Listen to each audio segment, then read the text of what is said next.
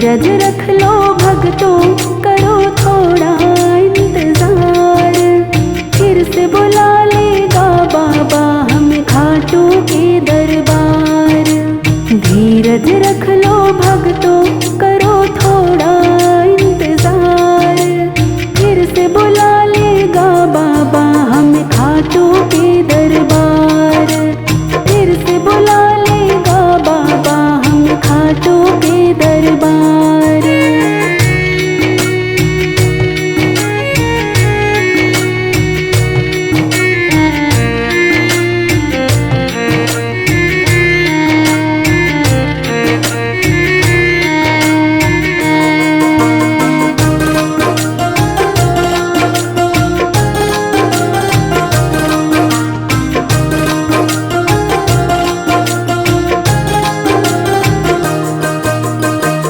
मंदिर में बैठा बैठा वो भी तो उदास है।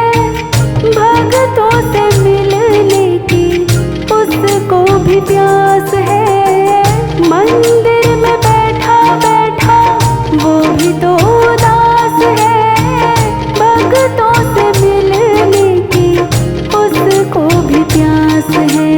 वो दिन आ जाएंगे मिलना होगा साकार। वो दिन आ जाएंगे मिलना होगा साकार। फिर से बुला लेगा बाबा हमें खाटू के दरबार। धीरज रख लो भक्तों, करो थोड़ा इंतजार। फिर से बुला लेगा बाबा हमें खाटू के दरबार। फिर से बुला लेगा बाबा हमें खाटू के दरबार।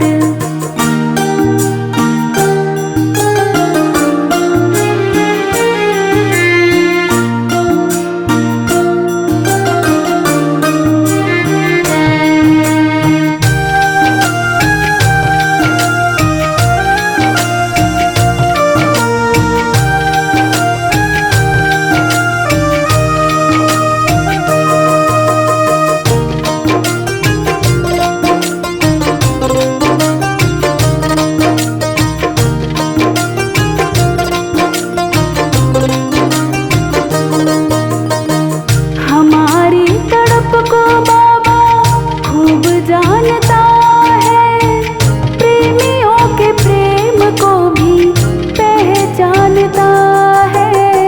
हमारी तड़प को बाबा खूब जानता है। प्रेमियों के प्रेम को भी पहचानता है। दोनों तरफ बराबर है दिल तो बेकरार। दोनों तरफ बराबर है दिल तो बेकरार।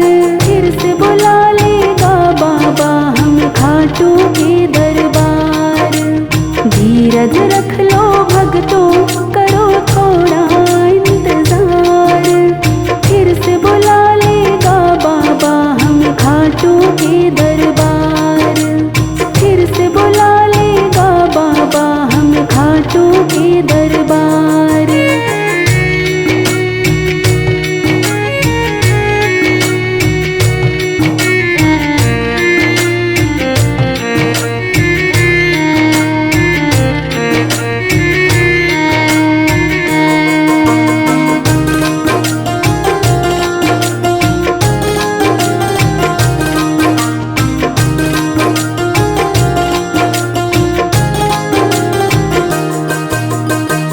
वैसे तो सदा ही संग रहता है सावरा।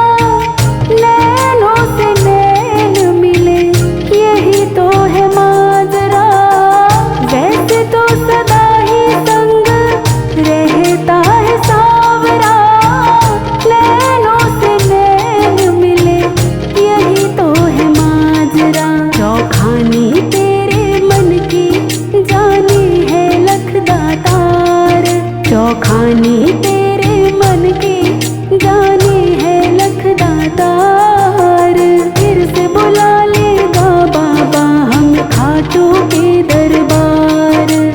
फिर से बुला लेगा बाबा हमें खाटू के दरबार।